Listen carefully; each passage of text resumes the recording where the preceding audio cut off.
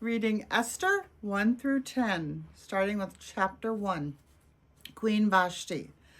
This is what happened back when Ahasuerus lived, the very Ahasuerus who ruled from India to Cush, 127 provinces in all. At that time, Ahasuerus ruled the kingdom from his royal throne in the fortified part of Susa. In the 3rd year of his rule, he hosted a feast for all his officials and courtiers. The leaders of Persia and Media attended along with provincial officials and officers. He showed off the awesome riches of his kingdom and beautiful treasures as mirrors of how very great he was. The event lasted a long time, 6 whole months to be exact. After that, the king held a 7-day feast for everyone in the fortified part of Susa. Whether they were important people in the town or not, they all met in the walled garden of the royal palace. White linen curtains and purple hangings were held by shining white and red-purple ropes tied to silver rings and marble posts.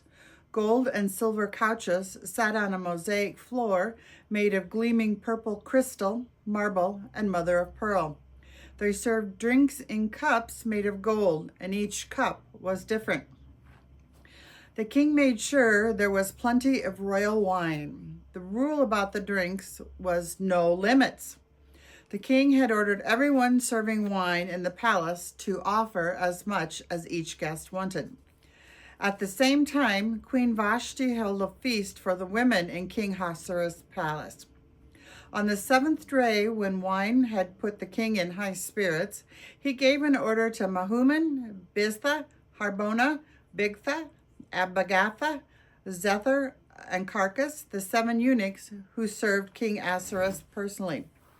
They were to bring Queen Vashti before him wearing the royal crown. She was gorgeous, and he wanted to show off her beauty both to the general public and to his important guests. But Queen Vashti refused to come as the king had ordered through the eunuchs. The king was furious, his anger boiling inside. Now, when a need arose, the king would often talk with certain very smart people about the best way to handle it.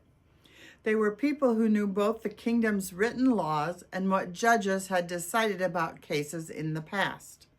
The ones he talked with most often were Karshina, Shathar, Admatha, Tarshish, Meres, Marcina, and Memucan. They were 7 very important people in Persia and Media, who, as the kingdom's highest leaders, were in the king's inner circle. So the king said to them, "According to the law, what should I do with Queen Vashti since she didn't do what King Ahasuerus ordered her through the eunuchs?" Then Memucan woke up in front of the king, and the official said, "Queen Vashti," he said, "has done something wrong, not just to the king himself. She has also done wrong to all the officials and the people in all the provinces of King Ahasuerus.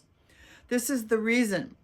News of what the queen did will reach all women, making them look down on their husbands. They will sing, 'King Ahasuerus ordered servants to bring Queen Vashti before him, but she refused to come.' This very day, the important women of Persia and Media who hear about the queen will tell the royal officials the same thing. There will be no end of put-downs and arguments. Now, if the king wishes, let him send out a royal order, and have it written into the laws of Persia and Media, laws no one can ever change.